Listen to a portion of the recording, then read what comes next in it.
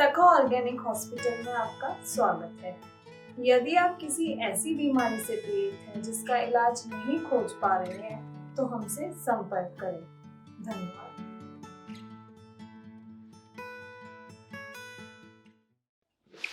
Organic क्रांति के सभी मित्रों को मेरा प्रणाम। मैं आज आप लोगों को ऑर्गेनिक मेडिटेशन कैसे किया जाता है उसके संबंध में आपको कुछ बातें बताने वाला हूं। ये मेडिटेशन जगत में आपको अपने रिलेशन में, अपने व्यवसाय में, अपने जीवन में हर जगह काम आने वाले, हर जगह। और अगर इन मेडिटेशनों को आपने अपने जीवन में उतारा, और मैं आपको पहली बार ये ऑनलाइन दे रहा हूं, मुफ्त में दे रहा हूं, कोई शुल्क नहीं है, तो आपने अगर इन मेडिटेशनों को अपने जीवन में उतारा तो आप विश्वास मानिए कि जो रूपांतरण आपके अंदर होगा मात्र 20-21 दिन के अंदर, आप हैरान रह जाएंगे कि आपने अभी तक जो जीवन जिया वो व्यर्थ था। आपने पिछले पार्ट को सुना होगा, जो इस वीडियो से पहले का एक पार्ट है। उसमें मैंने आपको कुछ बातें बताई थी, जिसमें मैंने बताया था कि आपको किस तरीके से आपकी इंद्रियों को, आपके जो गुण हैं उनको रोग बता के आपके सामने पेश किया गया। तो आज मैं आपको बताऊंगा कि उसमें कैसे सुधार लाया जा सकता है, कैसे आपको अनऑर्गेनिक लाइफ को ऑर्गेनिक लाइफ में तब्दील कर सकते हैं। तो सबसे पहली तो मैं आपको एक मेडिटेशन के बारे में थोड़ा सा ब्रीफ करूंगा, जो आपने पहले भी सुने होंगे, लेकिन उस मेडिटेशन को करने की विधि आज तक गलत बताई गई। और वो मेडिटेशन है त्राटक। त्राटक के बारे में आपको बताया गया कि आप किसी चीज को देखो, ऐसे त्राटक करो। इसके बारे में बताया गया कि आपको यहाँ पे आपकी थायराइड खुल जाती है। ये सब बकवास, निपट बकवास। सच बात तो यह है कि लगातार आप अपनी क्षमताओं का, जो कि जगत में आनंद के लिए बहुत उपयोग करी जा सकती हैं, उनका आप ऐसे करके पिन पॉइंट कंसंट्रेट हो जाएं उनके प्रति, तो आपको यहाँ पे एक सरदर्द हो जाएगा। आपकी एक ग्रंथि जो है वो पेन फील करने लगेगी, और पेन फील के कारण वहाँ पे एक कंपन भी होने लग जाएगा। जैसे कि किसी बच्चे को स्कूल में एक मास्टर अपने पास बुला के और डंडे से नहीं सर जी कुछ नहीं सर, तो इसका मतलब नहीं है कि वो बच्चे में कोई कुंडली जग गई है। बच्चे को भय लग गया है, बच्चे को अब तकलीफ हो रही है। उसी प्रकार आपकी कोई एक खास कंसंट्रेशन के कारण आपके मस्तिष्क में कुछ जगहों पे इतना प्रेशर पड़ता है कि जिसके कारण वो कंपित होने लग जाती हैं। उस कंपन को ही कुछ लोगों ने थर्ड आई मान लिया। ऐसा करके एक बहुत जगत में बेवकूफियां खड़ी हुई। मैं आपको आज बता रहा हूं कि असल में त्राटक का शुद्ध स्वरूप क्या है। त्राटक का शुद्ध स्वरूप होता है, त्राटक का अर्थ है देखना, पूर्ण देखना, पूर्णता के साथ देखना।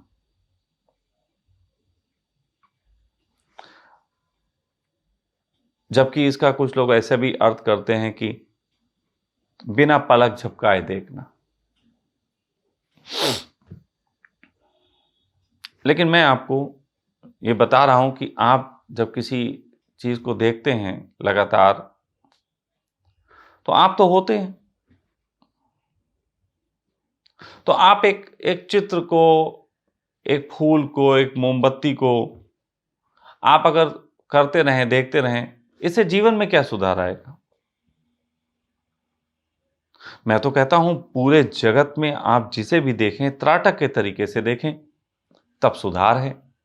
तो त्राटक में एक ऐसी बात कही जाती है जिसको लोगों ने सिर्फ चित्रों तक सीमित रखा, मोमबत्ती तक सीमित रखा, फूलों तक या अगरबत्ती तक सीमित रखा, लेकिन उसको जीवन में नहीं उतार पाया।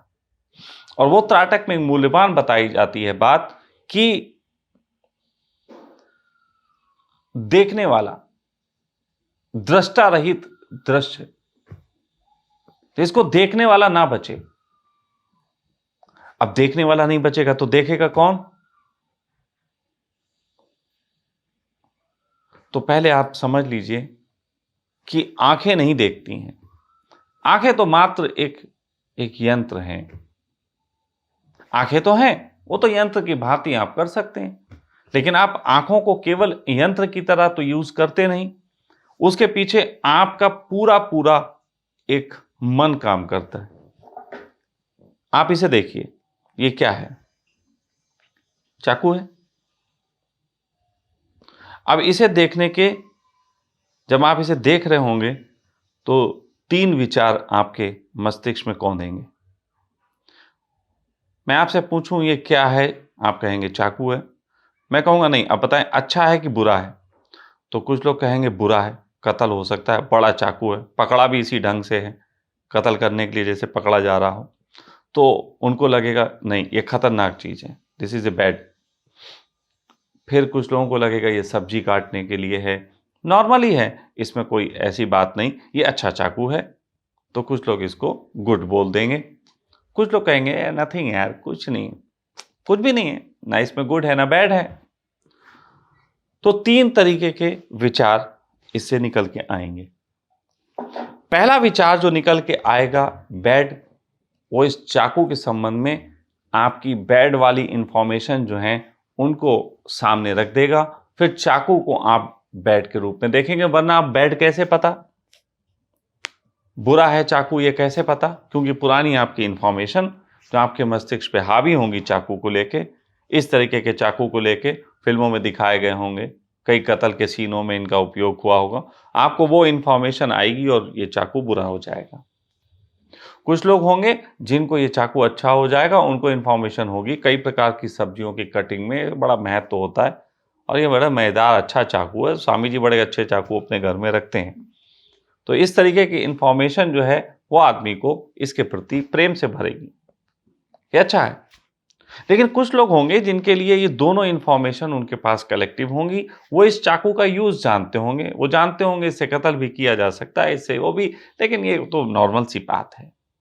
असल में यही लोग जो होंगे जो इसके बारे में पूर्ण ज्ञान रखते होंगे वो इससे मुक्त होंगे, वो इससे मुक्त होंगे। बाकी अच्छा ज्ञान रखने वाले जो इसको अच्छा मानते हैं वो इसको पाने की चाह से भरेंगे।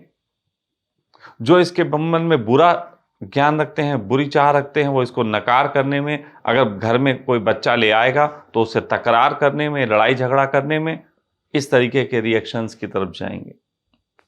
लेकिन ये तो केवल महज एक चाकू था, इससे अलग अलग तरीके की प्रतिक्रियाएं उत्पन्न हो गई। तो उसी प्रकार जब हम कोई भी चीज देखते हैं जगत में, कोई भी चीज, तो हमारा अंदर जो इंफॉर्मेशन है उस चीज को लेके, जो हमने बहुत समय से इकट्ठी की है चेतन अवचेतन मन में, वो इंफॉर्मेशन तुरंत उसके बारे में अच्छी या बुरी बात कहने लग जाती है। बहुत कम लोग होते हैं जो न्यूट्रल उन चीजों के प्रति हो पाते हैं, और न्यूट्रल वही होते हैं जिन्हें उसका परिपूर्ण ज्ञान है, वो न्यूट्रल होते हैं। और जो लोग न्यूट्रल नहीं हो पाते हैं वो इसके पक्ष विपक्ष में ही फंस जाते हैं। जैसे आपने राह चलते किसी जानने वाले को देखा, वो आपका हितैषी है, वो आपका प्रेमी है, तो आप उसकी तरफ बढ़ेंगे, आप उससे बात करेंगे, उसे गले लगाना चाहेंगे, हाथ मिलाना चाहेंगे, उससे चर्चा करना चाहेंगे।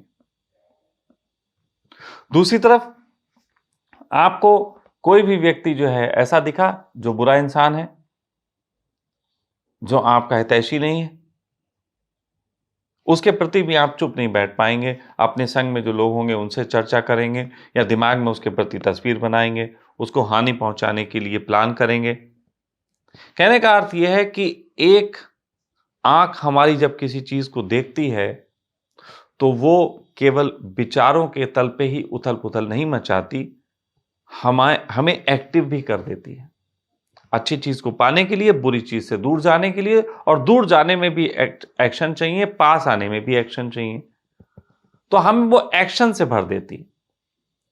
और ये एक्शन लाखों बार दिन भर में अगर आप देखें, दिन भर में सैकड़ों, हजारों, लाखों बार ऐसा होता है कि अनवांटेड एक्शन होते हैं जिसकी जरूरत नहीं होती, क्योंकि आपका मस्तिष्क अपना काम करेगा ही करेगा। जैसे आप सड़क पे निकले हैं, आपके दिमाग में जानकारियां बहुत आती जाएंगी, बोर्ड देखेंगे, ओ रफी टेलर्स, ओ ये हेयर ड्रेसेस, नोकिया, सैमसंग, न जाने क्या क्या, इवन कि नामर्द मिले, केवल नपुंसक ही मिले, ऐसे करके न जाने क्या क्या हम पढ़ते रहते हैं दिन भर। और हर पढ़ने के साथ हमारे माइंड में उसके संबंध में जो इंफॉर्मेशन या उससे रिलेटेड पॉजिटिव नेगेटिव जो थॉट होते हैं वो उथल पुथल करते हैं।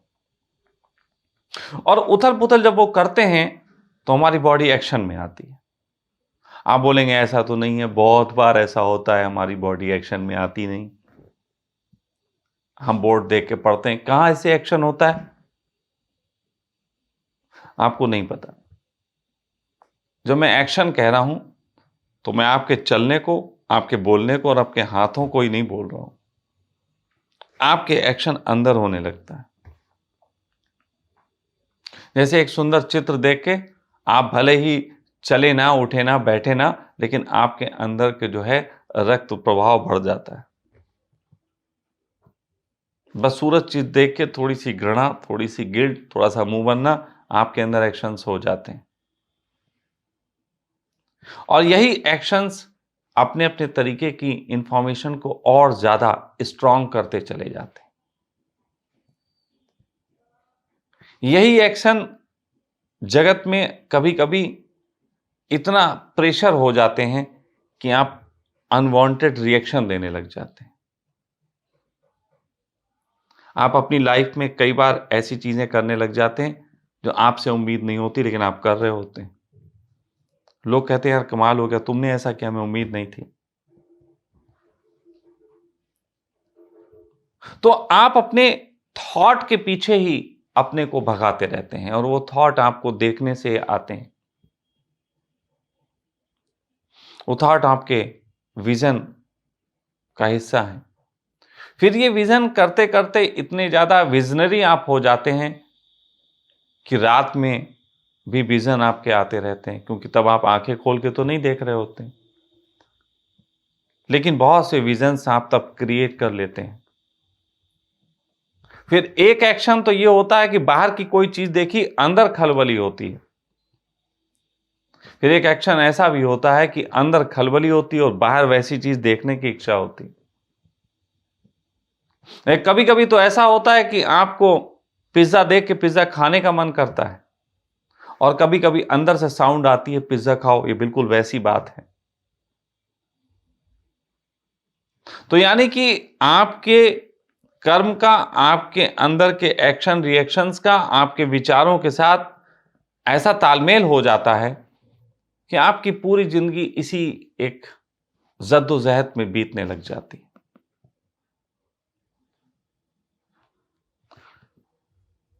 इसके सही तरीके ये हैं कि जब आप किसी चीज को देखें तो आप अपने मन को और उस वस्तु के बीच में जो जानकारी है जो आपके अंदर से उठेगी, आप उसको वस्तु को देखें और जानकारी उठने से पहले पहले आप वो द्वार बंद कर लें जिससे वो जानकारी निकल रही थी। अब आप कहेंगे ये द्वार कैसे बंद होगा? तो मैं आपको यहां पे एक महात्मा बुद्ध की इनकी बात बताता हूं। ये एक काम किया करते थे बहुत प्यारा सा। कोई इनके पास जब आता था व्यक्ति और कोई वो बात पूछता था, तो होता ना, कोई प्रश्न पूछा, हम ऑलरेडी प्रश्न के संबंध में इंफॉर्मेशन से भरे, हम तो ज्ञान पेल ही देना चाहते हैं, तो तुरंत उसका हम प्रश्न पे अपने ज्ञान पेल देंगे बिना पूरे जाने समझे। तो कोई व्यक्ति जब महात्मा बुद्ध से प्रश्न करता तो महात्मा बुद्ध 2 मिनट के लिए आंख बंद करते,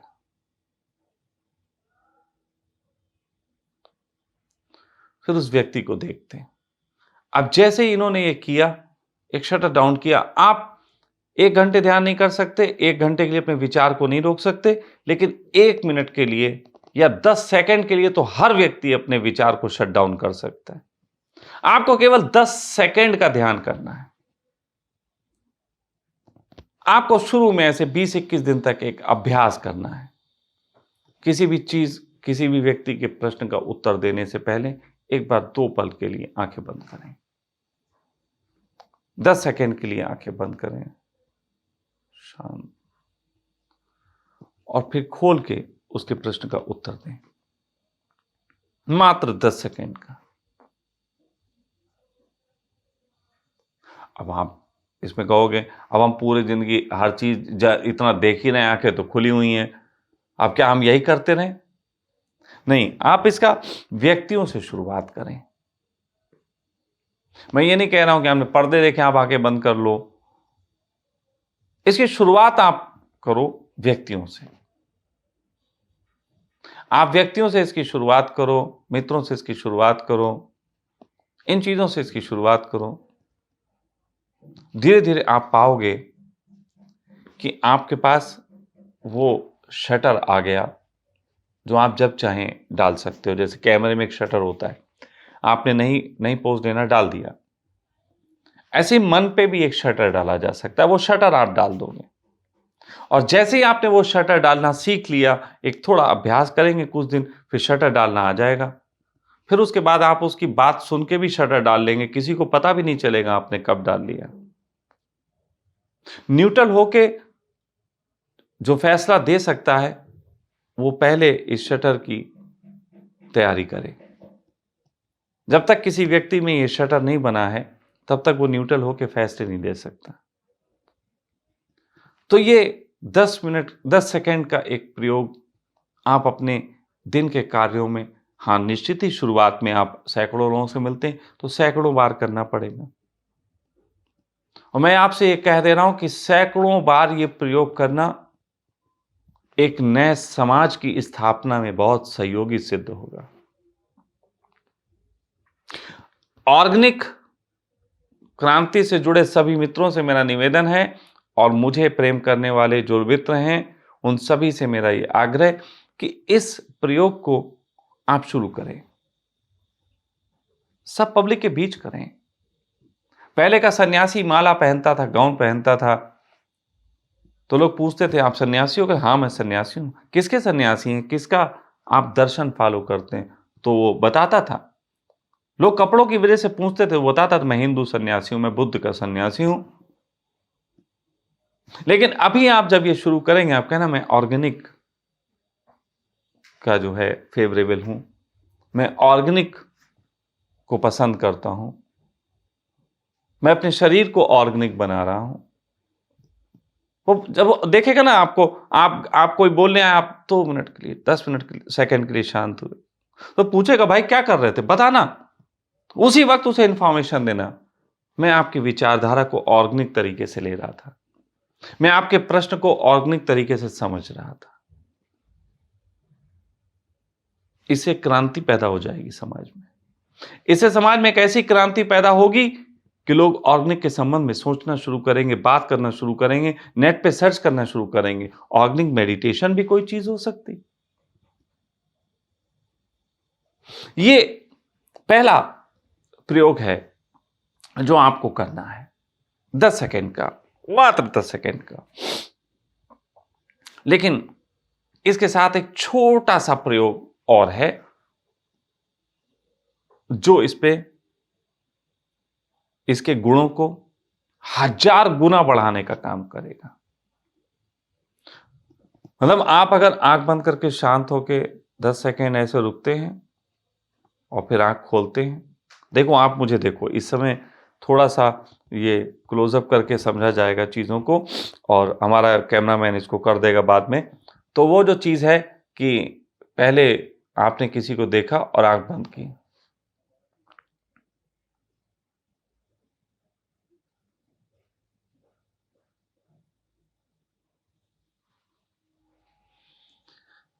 ये सामान्य ढंग है ऑर्गेनिक प्रयोग को करने का। लेकिन इसमें एक चीज जोड़ देंगे तो ये कई गुना विशाल हो जाता है, और वो ढंग है, फिर अब देखिएगा, मैं किसी को देखा, मैं उसको देखे,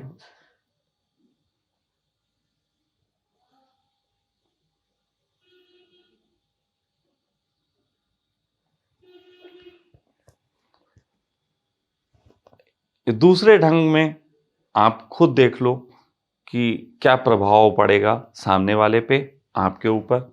मुस्कान का प्रयोग इसके साथ ऐड ऑन करना है, और इसमें कोई नियमावली नहीं है। ये मैं किसी प्रकार का नियम नहीं कि अगर आप किसी दिन मुस्कान से चूक जाएंगे तो आपको नर्क भोगना पड़ेगा, कतई नहीं। आप किसी दिन 10 सेकंड नहीं भी कर पाएंगे तब भी नर्क में आपकी एंट्री के लिए मैं कहीं लिखवाने नहीं जा रहा। लेकिन अगर आप इसको करते हैं, अपने अंदर से आपको आया है, अपने अंदर से ये समझ बड़ी है और आप इसको करते हैं, तो निश्चित ही आप अपने जीवन में एक स्वर्ग का निर्माण करेंगे, और उसके लिए आप ही जिम्मेदार होंगे। आप ही जिम्मेदार होंगे। और इस प्रयोगों को करने वाला व्यक्ति, मैं आपको गारंटी के साथ कह सकता हूं, ऑर्गेनिक मृत्यु को उपलब्ध होगा। ऑर्गेनिक मृत्यु, सहज, रोगों से कम मुक्त होगा। कम मुक्त, परिपूर्ण मुक्त नहीं कह रहा हूं, क्योंकि शरीर तो एक व्याधि है, इसमें परिपूर्ण मुक्ति नहीं होती। अगर आप परिपूर्ण स्वस्थ जीवन जीते हैं और ऑर्गेनिक जीवन जीते हैं, तो इतना भी आप जान लें, होशपूर्वक जान लें कि आप अंत के समय में शरीर के ऑर्गन्स अपने अपने समय पे खराब होने शुरू होंगे, क्योंकि नेचुरल मृत्यु तभी होगी जब ऑर्गन्स खराब हो जाएंगे। और ऑर्गन्स की खासियत भी है कि एक ऑर्गन खराब होने लगता है तो दूसरा ऑर्गन उसको सपोर्ट करता है, अपनी एनर्जी देता है, फिर उसमें वो भी खराब होगा।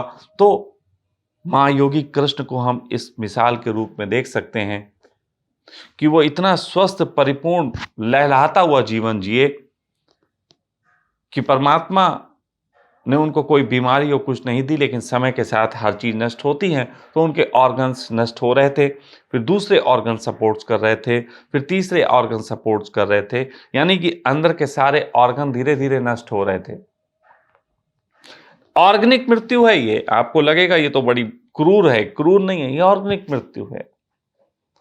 लेकिन जो व्यक्ति इस तरीके की लाइफ को जीता है, जो अभी मैंने आपको बताई, उसको ये पीड़ा नहीं देती। आपको पीड़ा दे सकती है। आपको लग रहा है कि कृष्ण के शरीर में पस भर गया था, पस उनके बह रहा था, शरीर में तकलीफ थी, ऐसी तो कष्टकारी मौत आप नहीं चाहोगे, निश्चित नहीं चाहोगे। अरे आप तो छोटी सी चींटी के काटने का कष्ट नहीं चाहते।